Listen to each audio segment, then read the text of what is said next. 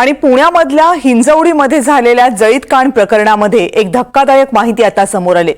ट्रॅव्हल्सला लागलेल्या आगीमध्ये 4 कर्मचाऱ्यांचा मृत्यू झाला होता। आता या ट्रॅव्हल्सला आग लागली नव्हती तर ती लावण्यात आली होती अशी माहिती समोर येते। ट्रॅव्हल्सच्या चालकानंच गाडी पेटवल्याचं पोलिसांच्या तपासामध्ये निष्पन्न झाले। चालक असूनही मजुराचं काम सांगितल्यामुळे हा चालक नाराज होता आणि त्याचा राग म्हणून त्यानं चौघांना जिवंत जाळलं।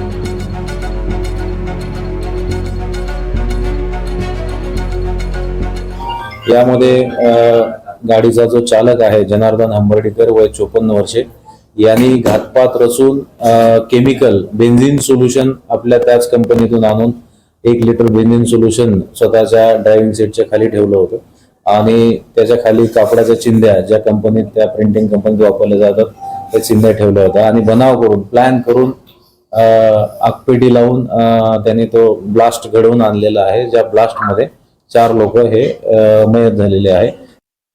जेव्हा तपास केला आणि इतर विटनेसेस व्हेरीफाय केले त्यावेळेस कळलं की कंपनीमध्ये चालकाचा इतर जे एम्प्लॉईज आहे जे बस मधून तो घेऊन जात होता रोज त्यांचे वाद होते। दिवाळीमध्ये याचा पगार दिला गेला नव्हता, तसेच याला ड्रायव्हिंग व्यतिरिक्त इतर मजुरीची कामं दिली जातात या बाबतीत या चालकाचा यांच्यावर रोष होता। या सगळ्या टेस्टिमोनीवरून फर्दर इंट्रोगेशन मध्ये आम्हाला माहिती मिळाली आणि आरोपीने गुन्ह्याची कबुली दिलेली आहे।